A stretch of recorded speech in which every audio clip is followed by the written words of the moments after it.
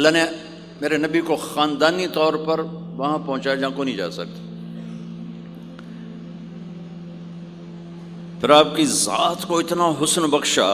ایک آدمی بات حسن کی کرے، آپ کالا کلوٹا بیٹھا ہوئے تو گل جڑ دی کوئی. تو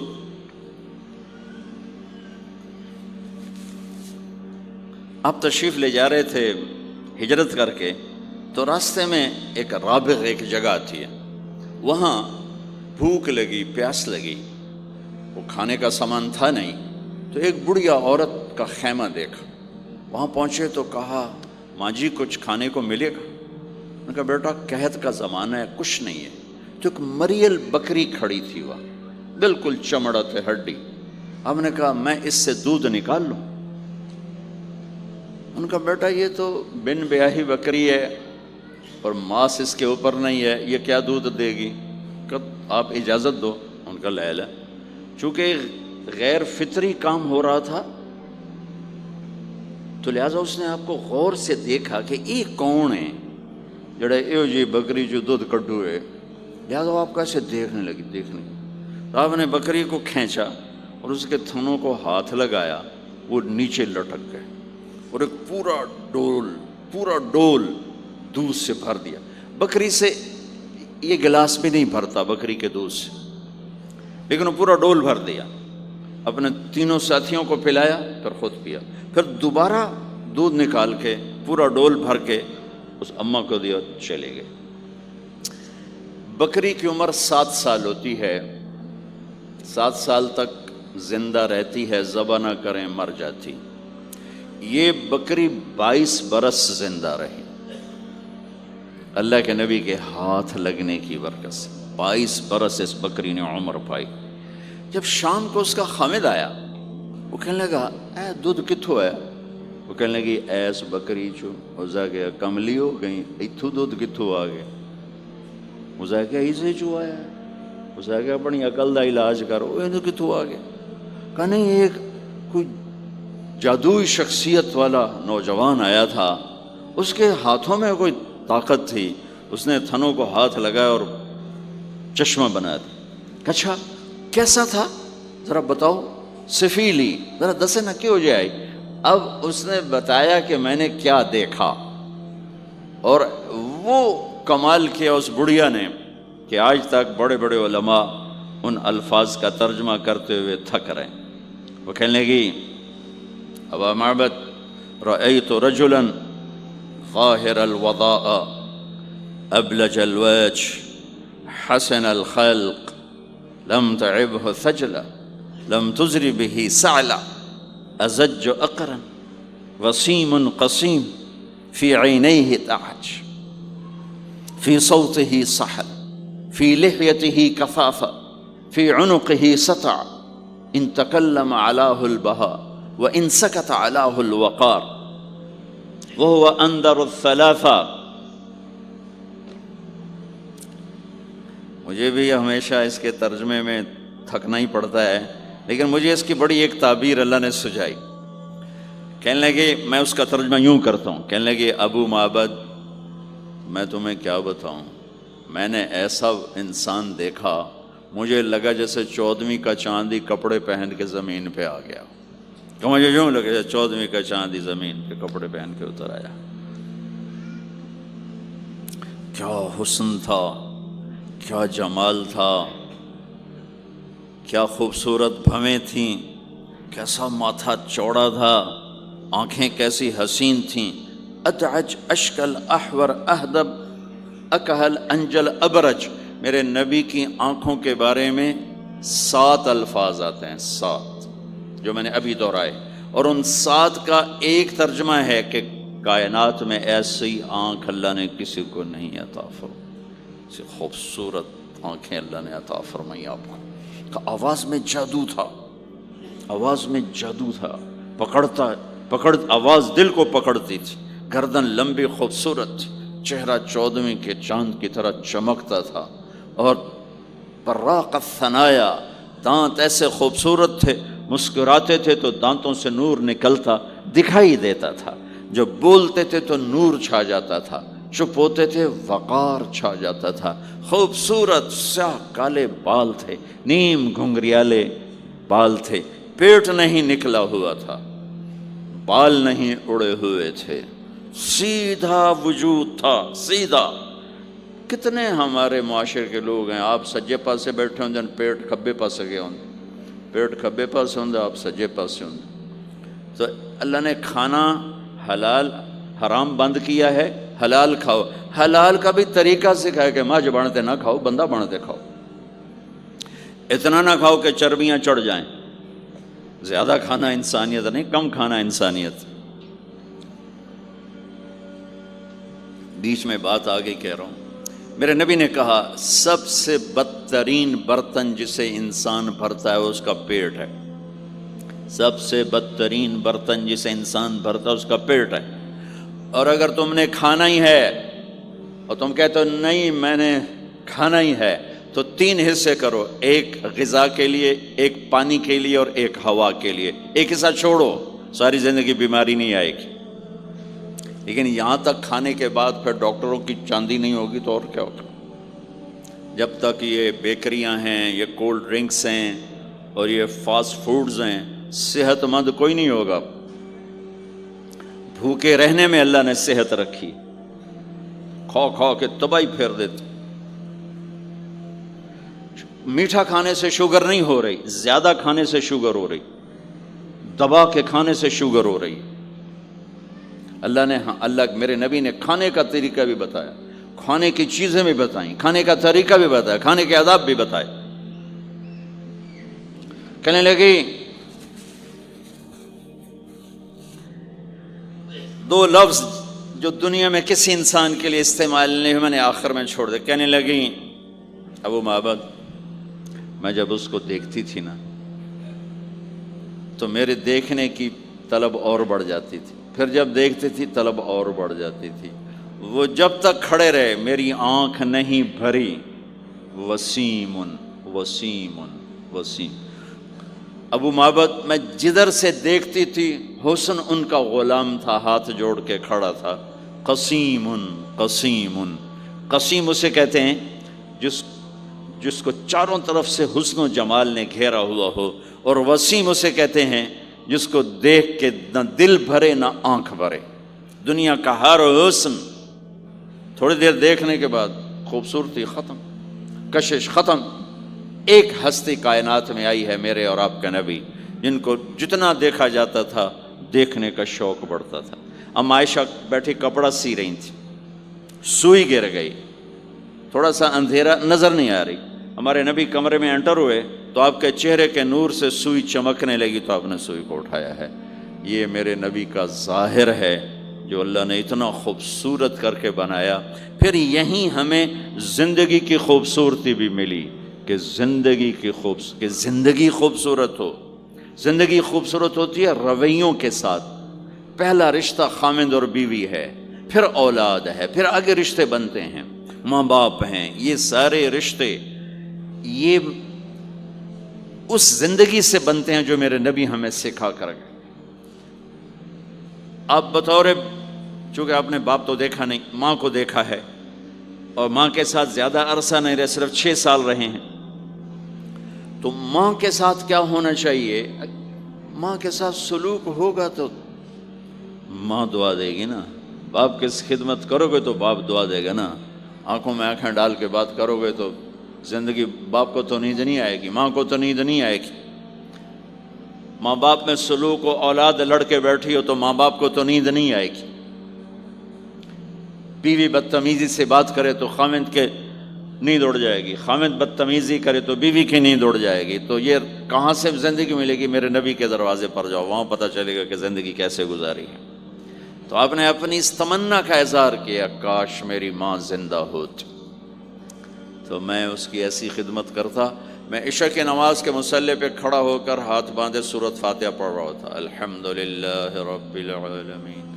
ادھر سے میرے گھر سے آواز آتی، محمد۔ میری ماں مجھے پکارتی، محمد۔ تو میں نماز توڑ کے کہتا، لبیک یا اماں، ماں جی میں حاضر ہوں، ماں جی میں حاضر ہوں۔ زندگی کو خوبصورت بنانے کا ماں باپ کے لیے طریقہ کہ اولاد ماں باپ کی آنکھوں کی ٹھنڈک بنے. یہ بچے ہمارا سب سے قیمتی سرمایہ، اور انہی پر سب سے بڑا ظلم ہوتا ہے. سب سے بڑا ظلم ہے آج کے ماں باپ کا 3 سال کے بچے کو اسکول ڈالنا. سب سے بڑا ظلم ہے. وہ روتا ہوا جاتا ہے، روتا ہوا آتا ہے، اور ماں باپ سے اس کی محبت کی تار کٹتے جاتے ہیں، کٹتے جاتے ہیں، کٹتے جاتے ہیں. 7ویں سال میں وہ بدتمیز ہوا پڑا ہوتا ہے. اب مائیں پریشان ہیں، بچے بدتمیز ہیں، بچے بدتمیز ہیں، کیونکہ ماں نے گود نہیں دی. جو ٹائم ماں نے دینا تھا وہ دے دیا اسکول کو. اور ہمارے اسکول کاروباری ادارے ہیں، علمی ادارے نہیں ہیں، کاروباری ادارے ہیں. میرے ملک کا یہ روگ ہے کہ یہاں کا وکیل بھی کاروباری ہے، یہاں کا ڈاکٹر بھی تاجر ہے، یہاں کا وکیل بھی تاجر ہے، یہاں کا جج بھی بک جاتا ہے، اور یہاں کا اسکول اور کالج بھی کاروبار ہے. 3 سال کا بچہ جب ماں باپ سے دور ہوتا ہے، روتا ہوا جاتا ہے، روتا ہوا آتا، تو وہ ماں باپ سے دور ہو جاتا ہے. اس کے اندر نفرت پیدا ہونی شروع ہو جاتی. سر اٹھا جو ہی وہ سر نکالتا ہے تو وہ ماں باپ کا نافرمان ہو جاتا ہے، بدتمیزی کرتا ہے، لڑتا ہے، جھگڑتا ہے، کیونکہ ماں اور باپ نے ٹائم نہیں دیا. اور پھر اس موبائل نے ہماری زندگی، گھر کی زندگی تباہ کر دی ہے کہ بچہ آ کر ماں سے بات کرتا ہے، ماں موبائل کو دیکھ کے بچے سے بات کر رہی ہوتی. وہ باپ سے بات کرتا ہے، وہ اپنے موبائل میں، اور بچے سے بات کرتا ہے. یہ اس بچے کی عزت کو ذبح کر دینے والی بات. آنکھ سے آنکھ ملانا عزت دینا ہے. میرے نبی پاک صلی اللہ تعالی علیہ وسلم کی طرف جب کوئی آپ کو بلاتا نا، یا رسول اللہ آپ سے، تو مثلا یہ ہماری مجلس ہے، ادھر بھی لوگ ہیں، ادھر بھی لوگ ہیں. اب مجھے کوئی ادھر سے بلائے تو میری تو اتنی گردن مڑے گی، کوئی ادھر سے بلائے میری اتنی گردن مڑے گی. لیکن میرے نبی پاک صلی اللہ علیہ وسلم کو ادھر سے جب کوئی آواز دیتا یا رسول اللہ، تو اب یوں نہیں کرتے تھے، ہاں جی دسو کی گل ہے. اب پورا یوں کرتے تھے ایسے. بولو میرے بھائی کیا بات ہے، سبحان اللہ. آپ کو ادھر سے کوئی بلاتا یا رسول اللہ، تب ایسے نہیں کرتے تھے، ہاں جی بولو. اب پورا ایسے مڑ کر پھر فرماتے، جی فرمائیے کیا بات. اب عام لوگوں کے ساتھ یہ فرماتے تھے. ہم تو اپنی اولاد کے ساتھ یہ نہیں کرتے، بیوی خامند کے ساتھ یہ نہیں کرتے، خامند بیوی کے ساتھ یہ نہیں کرتے.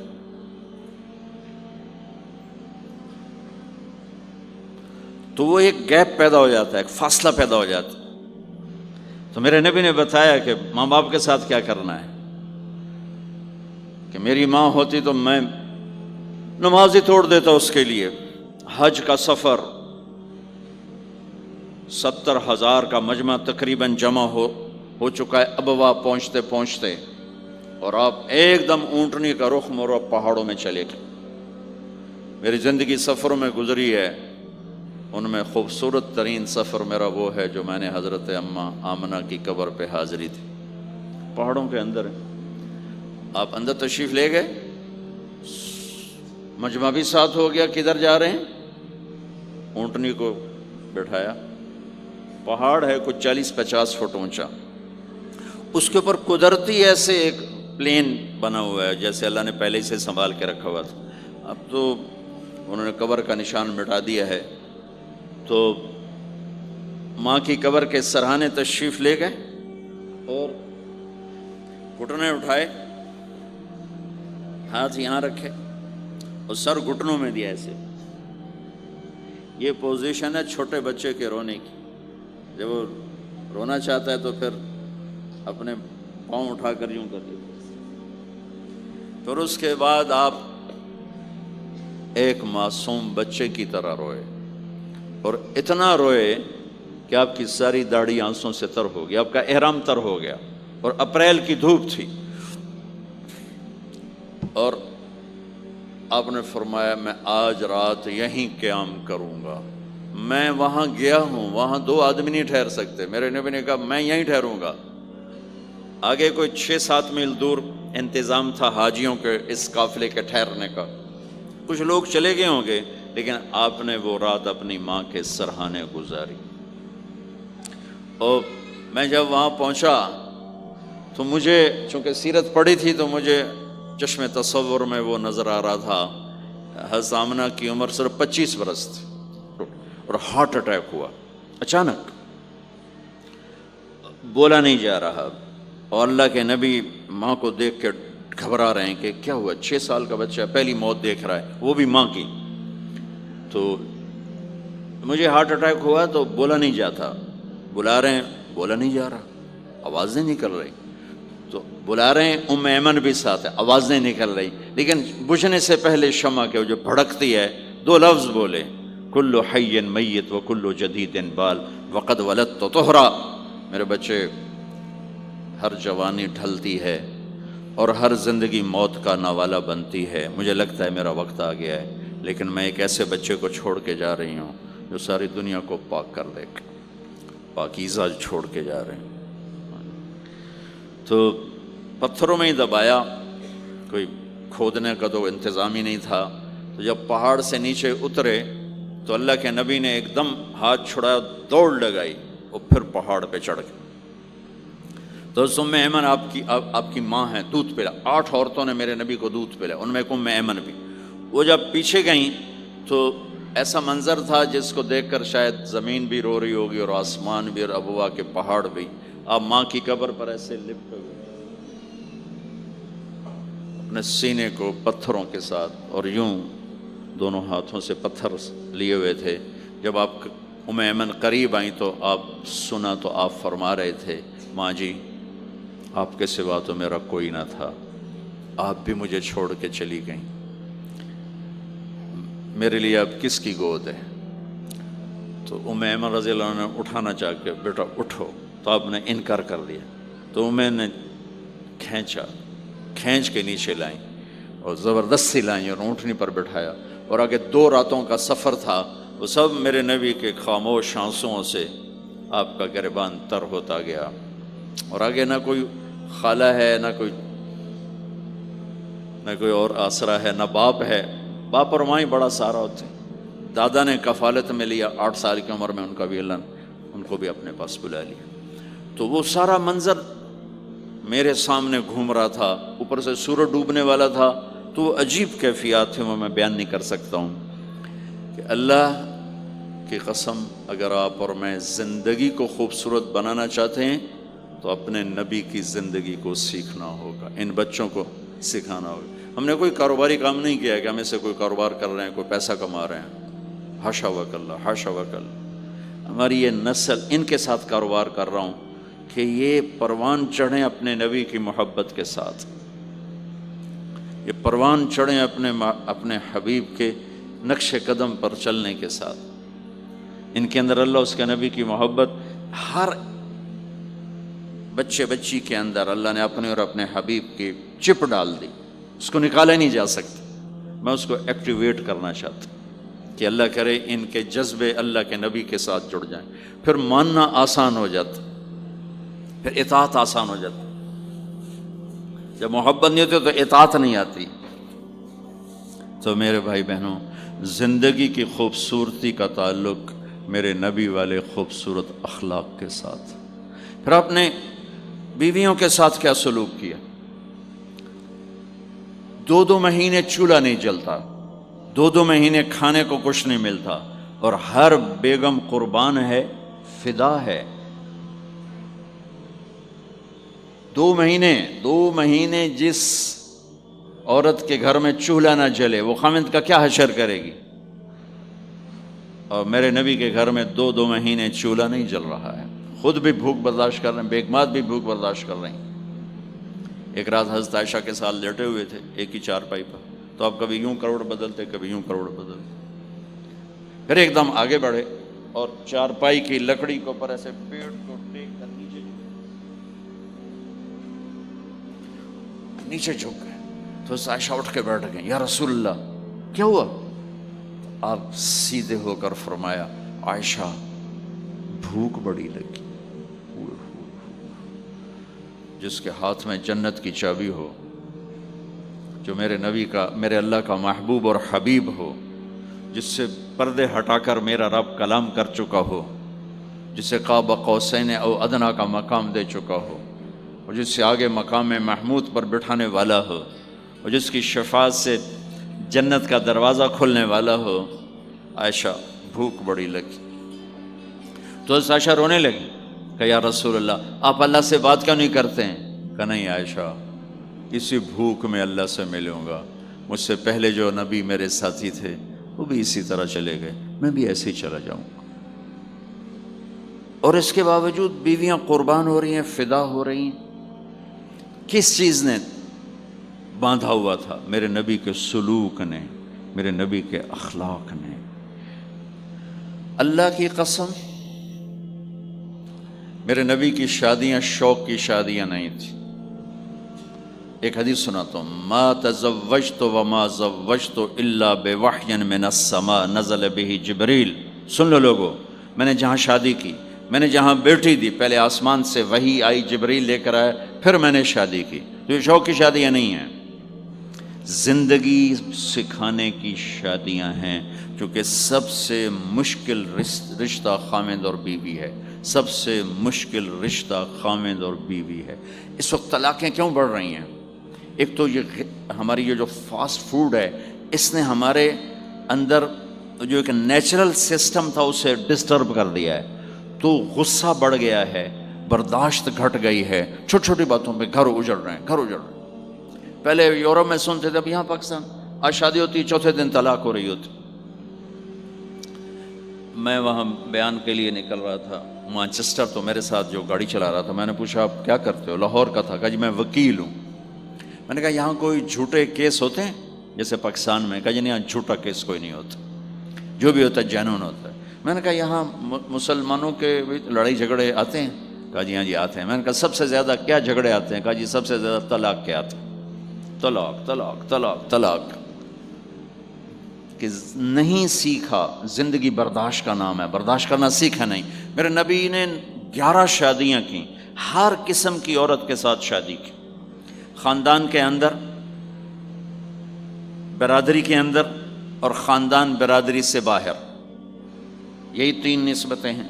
اپنے خاندان میں قریش، تو آپ کی کئی بیگمات قریش، حضرت عائشہ، حضرت حفصہ، حضرت زینب، حضرت ام حبیبہ، یہ سب قریش ہیں۔ قریش سے باہر حضرت میمونہ، حضرت جویریہ، یہ قریش سے باہر ہے برادری۔ پھر برادری سے بھی باہر شادی کی، یہود، حضرت صفیہ یہودی کی بیٹی ہیں، ان کے ساتھ شادی کی۔ ہر نسل سے شادی کی، اوپر والے کا نظام ہے۔ اپنے سے مالدار حضرت خدیجہ، اپنے برابر ام سلمہ، ام حبیبہ، اپنے سے کم فخر میں جویریہ، صفیہ، اپنے سے غربت کے ساتھ نہیں۔ عمر سے بڑی کے ساتھ شادی کی حضرت خدیجہ، ہم عمر کے ساتھ شادی کی حضرت سودا، عمر سے کم سے شادی کی حضرت عائشہ، بیوہ سے شادی کی حضرت خدیجہ، مطلقہ سے شادی کی حضرت زینب، کماری سے شادی کی حضرت عائشہ۔ جتنی بھی نسبتیں کسی عورت کی بن سکتی ہیں، ان سب میں اللہ نے آپ کو استعمال کر کے زندگی گزارنے کا طریقہ سکھایا۔ تیز مزاج کے ساتھ شادی کی حضرت حفصہ رضی اللہ تعالیٰ عنہ، مزاج میں تیزی تھی۔ حضرت عمر رضی اللہ تعالیٰ عنہ کی بیٹی، مزاج میں شدت تھی، زندگی گزار کے دکھایا۔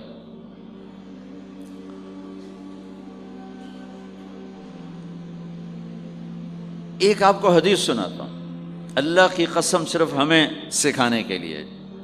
جس ہستی نے اللہ کو آنکھوں سے دیکھ لیا ہو، اس کے لیے عورت کیا چیز ہے، دنیا کیا چیز ہے۔ میرے نبی کا معراج کے بعد دنیا میں واپس آنا سب سے بڑا مجاہدہ اور قربانی ہے۔ جنت میں اللہ ہمیں نصیب کر، جب اللہ کا دیدار ہوگا تو اس کے بعد اللہ کی قسم جنت والوں کو جنت بھول جائے، عورتوں کو خامد بھول جائیں گے، خامدوں کو بیویاں بھول جائیں گی، اور جنت کی ہر نعمت بھول جائے گی، صرف اللہ کو دیکھنے میں گم ہو جائیں گے۔ اور میرے نبی اپنی آنکھوں سے اللہ کو دیکھ کر آئے ہیں، ٹھیک ہو گیا۔ اب ایک حدیث سنو، عائشہ مجھے جب سے پتہ چلا ہے نا کہ تو جنت میں میری بیوی ہے، تو میرے لیے تو مرنا ہی آسان ہو گیا ہے۔ اللہ اکبر۔ یا عائش انہ لیہون علی ان اریتک زوجتی فی الجنہ، میرے رب کی قسم ہمیں آپ کو سمجھانے کے لیے، ہمیں آپ کو بتانے، عائشہ مجھے جب سے پتہ چلا ہے نا کہ تو جنت میں میری بیوی ہے، مجھے تو مرنا اچھا لگنے لگا ہے، مجھے تو مرنا اچھا لگنے لگا ہے کہ تو جنت میں میری بیوی ہے۔ سبحان اللہ۔ ادھر اچھا جی جنت بھی یہی لبنی ہے جی، یہ جنت جا کے بھی یہ نال ہی رہنا ہے، یہاں یہ باتیں سننے کو ملتی۔ اور میرا نبی کہہ رہا ہے عائشہ مجھے پتہ چلا ہے کہ تو جنت میں میری بیوی ہے، تو میرے لیے تو مرنا ہی آسان ہو گیا۔ سبحان اللہ، کیا خوبصورت، اللہ کی قسم یہ دلداری تھی۔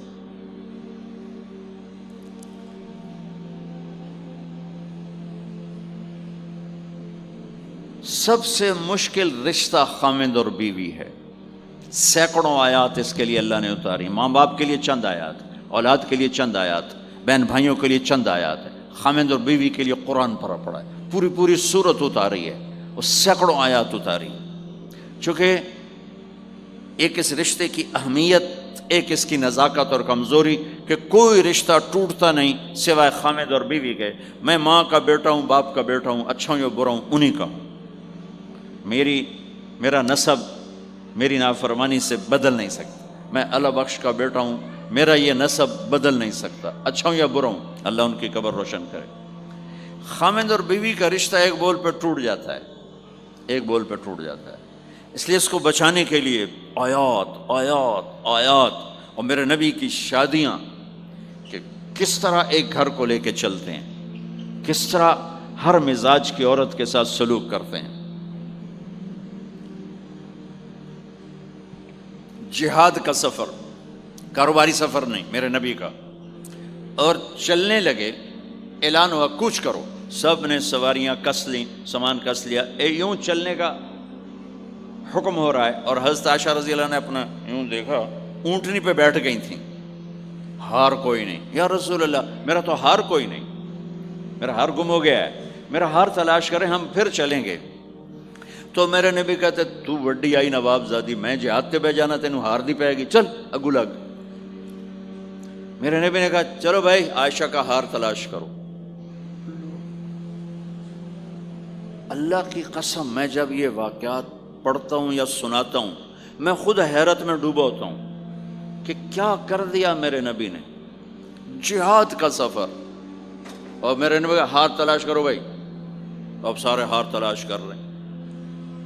کچھ دن چھپ گیا اور ہار کی تلاش تو بند ہو گئی اور سفر بھی بند، چونکہ اندھیرے میں کہاں جائیں گے، اور آپ کے ماتھے پہ شکن، عائشہ تیری وجہ سے ساری مصیبت ہے، اللہ دے بندی تو ہار دے مگر پہ گئی، کیڑی گل ہے ہار دی، ایک لفظ نہیں فرمایا، سارے قافلے نے قیام کیا۔ عشاء تک تو پانی تھا وضو کا، پانی ختم ہو گیا، عشاء مغرب عشاء پڑی کٹھی تو پانی ختم ہو گیا، اب پانی ختم ہو گیا تو فجر کی نماز آ رہی ہے، پانی کوئی نہیں ہے، تو سارے صحابہ نے ابو بکر پہ چڑھائی کی، اے ویکھے تیری دھی تے مگر ساڑے نال کی بنی، ہن اسی نماز کی میں پڑھنی ہے، پانی تو ہے نہیں تے وضو کی میں کرنا ہے۔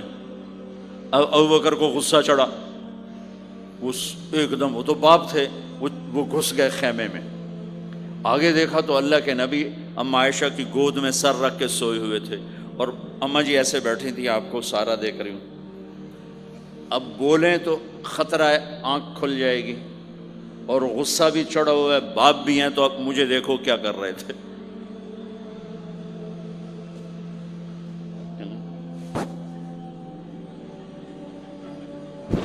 تیرے جو پھر یوں ماری زور سے انگلی بیٹی کے نا یہاں، پہلے یوں کرتے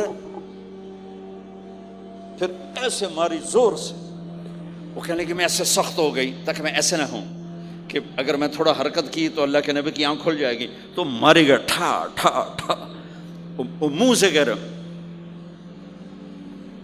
اور وہ ایسا کر کے بیٹھی چمک، غصے میں باہر چلے۔ اب آپ کی آنکھ کھلی فجر پر، تو عائشہ نے کہا یا رسول اللہ وہ تو باہر تو بڑا مسئلہ ہو گیا ہے، پانی کوئی نہیں ہے اور نماز کا وقت ہو گیا ہے، وضو کیسے کریں؟ سبحان اللہ، اللہ نے قانون بدل دیا، دنیا میں پہلی دفعہ ہونے لگا ہے۔ 1,24,000 نبی آئے، پانی نہ علی وضو ہو سکتا ہے، اس کے علاوہ نہیں ہو سکتا۔ میرے اللہ نے قرآن اتارا فَإِن لَّمْ تَجِدُوا مَاءً فَتَيَمَّمُوا صَعِيدًا طَيِّبًا فَامْسَحُوا بِوُجُوهِكُمْ وَأَيْدِيكُمْ مِنْهُ۔ اچھا میرے بندو، پانی مک گیا ہے، چلو مٹی چاہتے منہ تے مارو تے دوئی چاہتے ہتھاں تے مارو تے تمہارا وضو ہو گیا، چلو تیمم کرو اور نماز پڑھو۔ اب وہ جو سارے ابو بکر پہ غصے ہو رہے تھے نا، اما عائشہ کہنے لگے واہ ابو بکر بھائی تیرے طفیل کی کم بن گیا، تیری دھی دے طفیل کی کم بن گیا۔ تو اسید بن حذیر پہلے ذرا زیادہ گرم ہوئے تھے، تو وہی ابو بکر تیرے گھر کی یہ پہلی برکت نہیں ہے، پہلے بھی بہت شمار برکتیں تیرے گھر کی طفیل امت کو ملی ہیں۔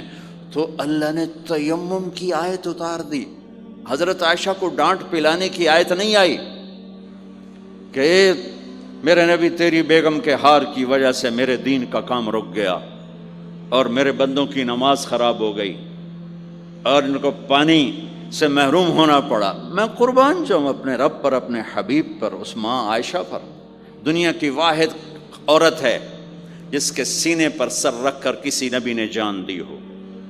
1,24,000 نبیوں میں سے کوئی نہیں ہے جس کا سر بیگم کے سینے اور ٹھوڑی کے درمیان ہو اور اس کی جان اللہ نے نکالی ہو۔ واحد میرے آپ کے مات فی سحری و نحری، سحری و نحری، سحری و، کہ میرے چونکہ آپ ایسے بیٹھے تھی اور حبیب پاک آپ کے سینے پر یوں دراز تھے، نیم دراز اس طرح، اور آپ کا سر مبارک ٹھوڑی کے ساتھ لگ رہا تھا، ٹھوڑی کے ساتھ یہ جگہ یہاں لگ رہی تھی اور باقی یہاں تھی، آپ اس طرح۔ اور واحد خاتون ہے جن کا حجرہ کسی نبی کی آرام گاہ بنا، ابدی آرام گاہ بنا۔ واحد اما عائشہ ہیں جن کے حجرے کو اللہ نے کسی نبی کے آرام گاہ بنایا، اور یہ واحد حجرہ ہے جہاں 70,000 فرشتہ صبح آ کے درود و سلام پڑھتا ہے اور شام تک پڑھتا ہے، اور شام کو 70,000 نیا آتا ہے اور صبح تک درود و سلام پڑھتا ہے اور واپس چلا جاتا ہے۔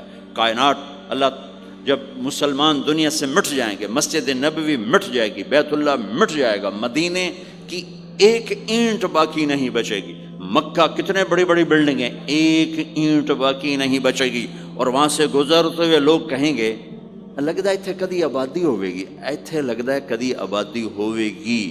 یہ زبانوں پہ ہوگا، جب سارے نشان مٹ جائیں گے اس وقت بھی 70,000 فرشتہ آ کے درود و سلام صبح سے شام تک پڑھے گا اور شام سے صبح تک پڑھے گا۔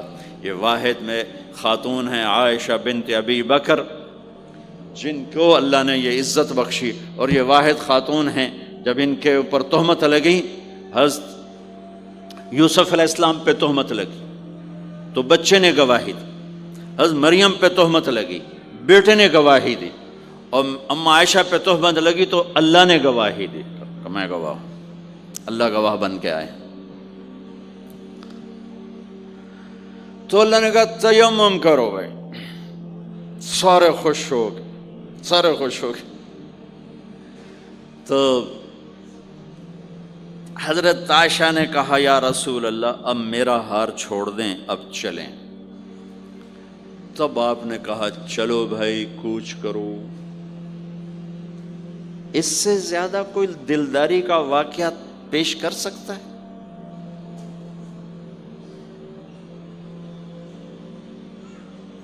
سبحان۔ اور جب اونٹنی کو اٹھایا گیا وہ ہار کا دھاگا ٹوٹا اور پھسل کے اونٹنی کے نیچے چلا گیا، وہ سارے کھبے سجے ویندے رہ گئے، ہار نیچے پڑا تھا۔ جب اونٹنی کو اٹھایا تو ہار نیچے سے نکلا، تو صاحب نے کہا لے بھی عائشہ اے تیرا ہار بھی لب گیا۔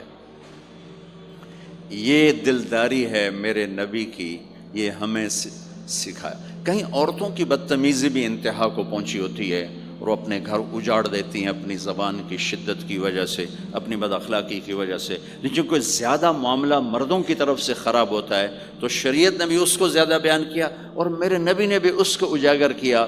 اور میرے نبی کی آخری تقریر، آخری خطبہ حجۃ الوداع کا، صرف ایک رشتے کو بیان کیا، صرف ایک رشتے کو بیان۔ ہم کتنے رشتوں میں جکڑے ہوئے ہیں، ماں باپ، بہن بھائی، چاچا تایا، خالہ خالو، دادا دادی، نانا نانی، ساس بہو، کتنے ہم رشتوں میں جکڑے ہوئے ہیں۔ میرے نبی نے صرف ایک رشتے کا حق بیان کیا، استوصوا بالنساء خیرا، میں تمہیں تمہاری بیویوں کے بارے میں وصیت کر رہا ہوں، ان کے ساتھ اچھا سلوک کرنا۔ صرف ایک رشتے کو بیان فرمایا، چونکہ یہ بنیادی رشتہ ہے، یہاں سے خاندان بنتا ہے۔ جب یہ ٹوٹ جاتا ہے اور ہمارا جوائنٹ فیملی سسٹم ہے تو کہیں ساس توڑ رہی ہے، کہیں سسر توڑ رہا ہے، کہیں نندیں توڑ رہی ہیں، کہیں خود خامد اپنی بے وقوفی کی وجہ سے توڑ رہا ہے، کہیں بیوی اپنی حماقت کی وجہ سے اس رشتے کو توڑ رہی ہے۔ ایک عورت آئی، ایک لڑکی آئی، یا رسول اللہ میری شادی ہونے لگی، میرے خامد کا کیا حق ہے میرے اوپر؟ دونوں طرف کی میرے نبی نے زندگی سکھائی۔ میرے نبی نے فرمایا تیرے خامد کے جسم پہ پھوڑے نکل آئیں، پھوڑوں میں گندا پانی جمع ہو جائے، پیپ جمع ہو جائے، اور تو زبان سے چاٹ چاٹ کے اس کے زخموں کو دھوئے، تو بھی تو نے اپنے خامد کا حق ادا نہیں کیا ہے۔ دوسرا، لائف کو بیلنس کیا میرے نبی نے کہ ایک گھر کیسے چلتا ہے اور کس طرح خوبصورت بنتا ہے، وہ میرے نبی کے اخلاق ہیں۔ آپ سب سے ایک بات کرتا ہوں، برداشت کرنا سیکھ لیں، زندگی خوبصورت ہو جائے۔ صرف سارے اخلاق کو میں جمع کروں ایک لفظ میں، برداشت، اور اس کو شریعت میں صبر۔ صبر کرنا سیکھ لیں، زندگی خوبصورت ہو جائے گی۔ بچیاں ساس کی شکایت کر رہی ہوتی ہیں، کبھی خامند کی شکایت کر رہی ہوتی ہیں، کبھی اولاد ماں باپ کی شکایت کر رہی ہوتی ہے، کبھی اولاد ماں باپ کی شکایت کر رہے ہوتے ہیں۔ شکایتوں سے جہان بھرا پڑا ہے۔ آپ شکایتوں کو دفن کر کے ہونٹ سی لیں، صبر، آہ نہ کر لبوں کو سی، عشق ہے دل لگی نہیں، سینے پہ تیر کھائے جا، آگے قدم بڑھائے جا، یعنی زبان حال سے کہہ دے کہ ہاں ستائے جا۔ جو ستاتا ہے چپ ہو جاؤ، جو ستاتا ہے چپ ہو جاؤ۔ اللہ کی قسم آپ ایسی طاقت بنو گے کہ پہاڑ بھی راستہ دیں گے۔ صبر انسان کی سب سے بڑی طاقت، صبر انسان کی سب سے بڑی طاقت ہے، صبر انسان کی سب سے بڑی طاقت، الٹا کے رکھ دیتی ہے چیزوں کو۔ چپ رہنا سیکھ، خاموش رہنا سیکھ، درگزر کرنا سیکھ، تو آپ دیکھیں گے آپ کی زندگی میں کتنا حسن آتا ہے، کتنی زندگی میں مٹھاس پیدا ہوتی ہے۔ غصہ نکال دینا وقتی ایک راحت ہوتی ہے، اور پھر شرمندگی اور ندامت کے سوا کچھ نہیں ہوتا۔ اور پی جانا، سہ جانا، یہ آپ کو ایک عظیم و شان ہستی بنا دے گا۔ آپ کی دعائیں عرش سے جا ٹکرائیں گی۔ چپ رہنا ان بچوں کو سکھائیں، خاص طور پر اپنی بیٹیوں کو چپ رہنا سکھائیں کہ میں دکھ سے کہتا ہوں میرے دیس کا سسرالی معاشرہ ظالم ہے، ظالم ہے، ظالم ہے۔ اس میں نہ کوئی نمازی کی قید ہے، نہ بے نمازی کی، نہ دیندار کی، نہ بے دین کی، نہ کسی پردے والے گھر کی، نہ بے پرد گھر کی۔ سسرالی معاشرہ بہت ظالم ہے، بہت ظالم۔ جوائنٹ فیملی سسٹم عذاب بن چکا ہے، عذاب۔ پہلے ایک رحمت تھی یہ کہ سب کو اپنے حقوق حدود کا پتہ تھا، اب کسی کی زندگی میں دخل دینا یہ ہمارے اخلاق بن چکے ہیں، تو ہم اپنی زندگیوں کو خراب کر چکے ہیں، برباد کر چکے ہیں۔ پھر اولاد کے ساتھ کیا کرنا ہے؟ میرے نبی نے حسن حسین کے ساتھ 7 سال گزارے، حسین کے ساتھ 6 سال، حسن کے ساتھ 7 سال علیہم السلام رضی اللہ عنہما۔ 7 سال میں بچہ سمجھدار ہوتا ہے، ایک نصیحت نہیں کی، ایک نصیحت، 7 سال ایک نصیحت نہیں پائیں گے آپ۔ اتنے بڑے نبی، اتنا بڑا انسانیت کا بوجھ، اور روزانہ ٹائم نکال کے بچوں کے پاس آ کر بیٹھتے تھے، ان کے ساتھ کھیلتے تھے، کشتی کرتے تھے، اور بھائیوں کو لائن میں کھڑا کر دیتے تھے۔ تو حضرت جعفر جوانی میں شہید ہو گئے، ان کے بچوں کو، عون، عبداللہ، محمد، ان کے 3 بیٹے تھے، ان کو بھی بلا لیتے اور ایسے ان کو لائن میں کھڑا کر کے پھر ایسے بائیں پھیلا، ہاں بھائی آؤ بھائی مجھے پکڑو، کون ہے جو مجھے پہلے ہاتھ لگائے گا؟ کون ہے جو مجھے پہلے ہاتھ لگائے گا؟ وہ دوڑ لگاتے پانچوں کا پانچوں، کوئی سر پہ چڑھتا، کوئی کمر پہ چڑھتا، کوئی گود میں گرتا، اور میرے نبی بیٹھ کے مسکراتے۔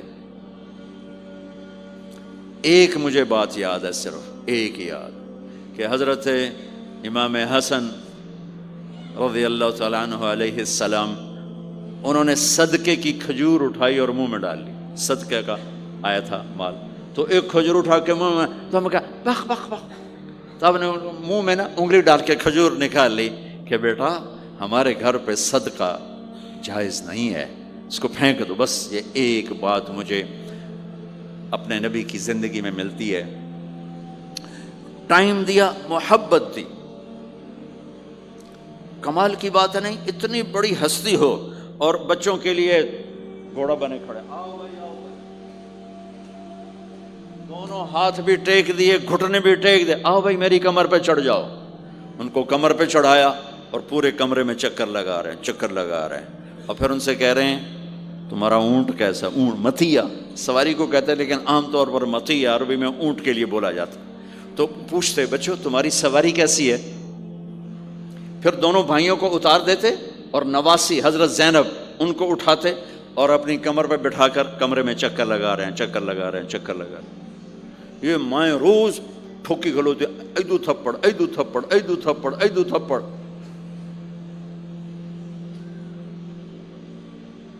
ساری مائیں سکول ماسٹر بنی ہوئی ہیں، بس ٹھوکی جاؤ، ڈنڈے ماری جاؤ، بس ایسی بے وقوف ہیں کہ جتنی محنت یہ کھانے پر کرتے، اپنے کپڑے کو سجانے پر کرتے، اس کا 100واں حصہ بچوں پہ کریں، ان کے بچے جنید بغدادی بن جائیں۔ ایک سکول کے حوالے کیا 3 سال کی عمر، پھر ٹیوٹر کے آتے، ٹیوٹر کے حوالے، اکیڈمیوں کے حوالے، پوچھو تو پوتر ان کے روبوٹ ان کدی یہیں بھجے جاندے، ان کدی یہیں بھجے جاندے، ان کدی یہیں بھجے جاندے۔ اے آیا کہ بی آیا؟ اے بی سانو آپ برباد کیتا ہے۔ آہا، اور سنو، چلو یہ تو گھر کی بات ہے نا۔ ایک دفعہ حسن حسین کی کشتی کرواتے تھے، آؤ بھائی کشتی کرو بھائی۔ ایک دن کا واقعہ نہیں، یہ آئے دن کا واقعہ ہے، لیکن ایک واقعہ کہ حسن حسین کی کشتی ہو رہی، حسین چھوٹے تھے، حسن بڑے تھے، تو حسن دبا رہے ہوں گے حسین کو، تو آپ حضرت حسین کو شاباش شاباش حسین، ای ہے حسین، ای حسین، یعنی حسین زور لا، حسین زور لا، شاباش شاباش۔ اماں بول پڑی فاطمہ جنت کی سردار، یا رسول اللہ آپ ساری شاباش حسین کو دیے جا رہے ہیں، حسن کو نہیں دے رہے۔ ہم نے کہا فاطمہ یہ جبریل میرے پاس کھڑا ہوا ہے، یہ بھی حسین کو شاباش دے رہا ہے، تو اس کے پیچھے میں بھی حسین کو شاباش دے رہا ہوں۔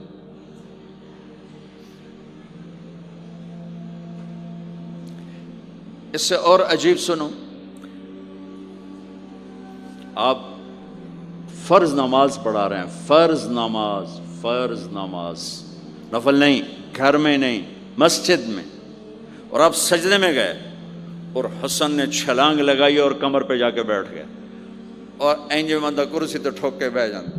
میرے نبی نے سجدہ لمبا کر دیا، اتنا لمبا کیا کہ ان سجدے میں پڑے لوگ سوچنے لگے کہ کہیں اللہ کے نبی فوت تو نہیں ہو گئے۔ تو جو سامنے والی صف تھی انہوں نے یوں کر کے دیکھا، پچھلوں کو تو نظر نہیں آنا، انہوں نے اینج کر کے دیکھا تو دیکھا تو حسن سجدے اوپر چڑھے ہوئے، تو ایک صحابی جو قریب تھے انہوں نے ایسے ہاتھ آگے بڑھایا اتارنے کے لیے، تو میرے نبی نے بغلوں سے دیکھا کہ ایک ہاتھ آگے آ رہا ہے، تو آپ نے سجدے میں یوں کیا، میرے بچے کو کچھ نہ کہو، جب تک حسن نہیں اترے آپ سجدے میں پڑے رہے۔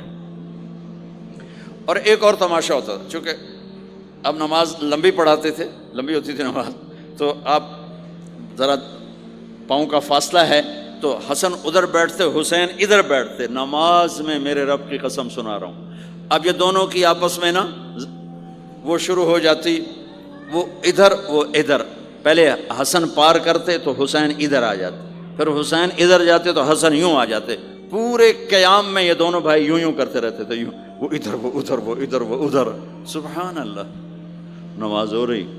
اس سے عجیب سنو، آپ نے اپنی بیٹی حضرت زینب آپ کی بڑی بیٹی زینب، ان کی بیٹی امامہ کو ظہر یا عصر کی نماز پڑھا رہے ہیں، کہاں بٹھایا ہوا ہے؟ میں پہلے بیان کرتا ہوں یہاں بٹھایا ہوا ہے علی یدہ، لیکن میں نے اب چند دن پہلے حدیث پڑھی، یہاں نہیں بٹھایا، یہاں نہیں بٹھایا، یہاں بٹھایا ہوا تھا، یہاں کندھے پر بٹھایا ہوا تھا، یہاں علی عاتقہ، اس کو عاتق کہتے ہیں، اور نماز پڑھا رہے تھے۔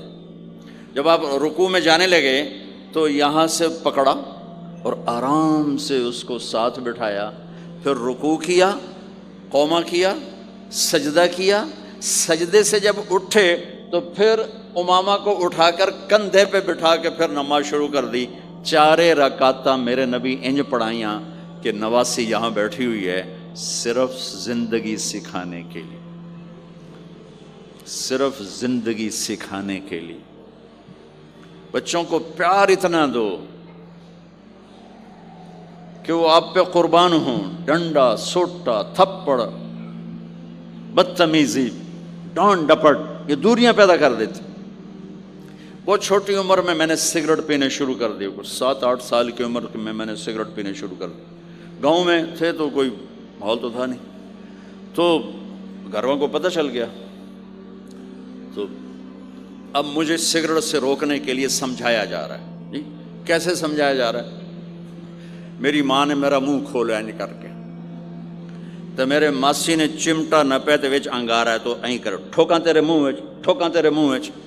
یہ مجھے سگریٹ سے روکا جا رہا ہے۔ جی مجھے منظر نہیں بھولتا، میری ماں نے دونوں ہاتھوں سے میرے جبڑے یوں کھینچے اور میری ماسی نے انگارا چمٹے میں ڈال کر، پاما تیرے منہ وچ، پاما تیرے منہ وچ، پینے گا سگریٹ؟ او میں نہیں پیندا، او میں نہیں پیندا۔ ٹھیک، باہر نکل کر میں نے پہلا کام سگریٹ سلگایا، اور میرے چھوٹے بھائی نے دیکھ لیا میری مصیبت تیرمیاں، وہ مجھ سے بھی 2 سال چھوٹا، 5 سال تھا، میں 7 سال اور 5 سال، میں کہتا میری شکایت لاوے گا، میں کہا تلی تلی دیا میں نے سگریٹ اس کے منہ میں لگا، تو بھی پی، میں بھی پینا، تاکہ یہ میری شکایت نہ لگائے۔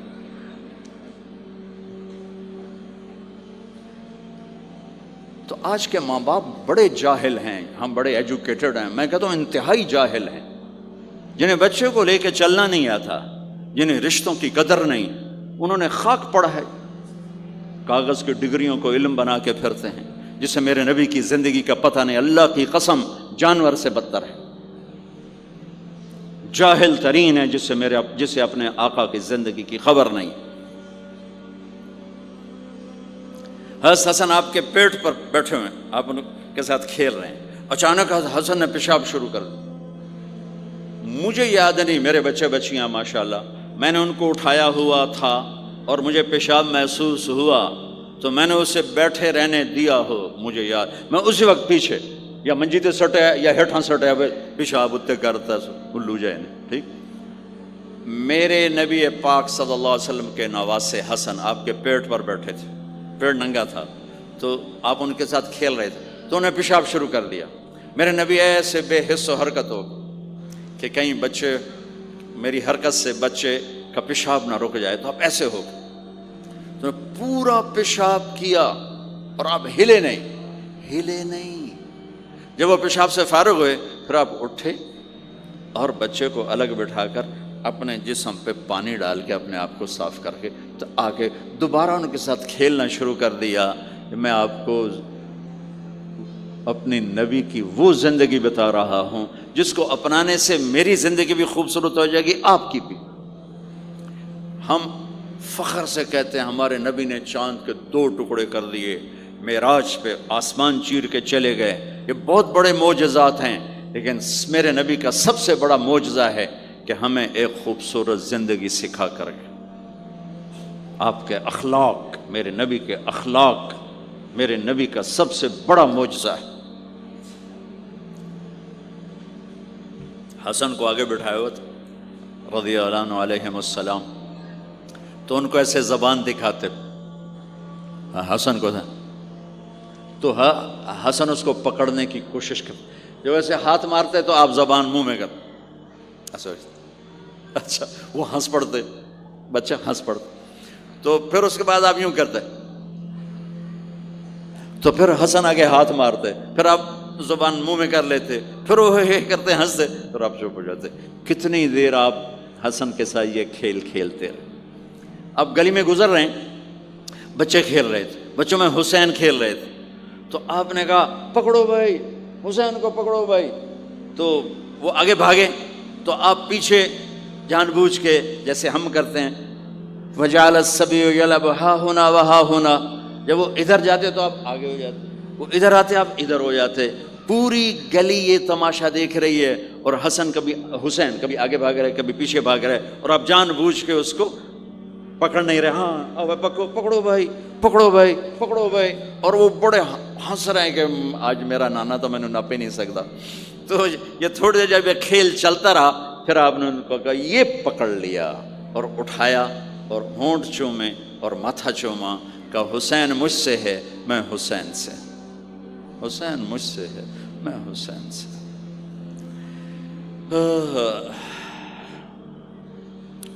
میرے بھائی بہنوں عزیزو، اسلام ہی تو خوبصورت زندگی سکھاتا ہے، وہی ہم نے بھلا دیا۔ کپڑے کیسے ہوں، ٹائی کیسی ہو، کوٹ کیسا ہو، گاڑی کیسی ہو، کھانا کیسا ہو، لباس کیسا ہو، سواری کیسی ہو، گھر کیسا ہو، ڈرائنگ روم کیسا ہو، میچنگ کیسے ہو، بھلا اس کو زندگی تھوڑا ہی کہتے ہیں۔ تو آپ سب سے کہتا ہوں کہ اپنے نبی کی زندگی اور سیرت کو پڑھیں، اس کو سیکھیں۔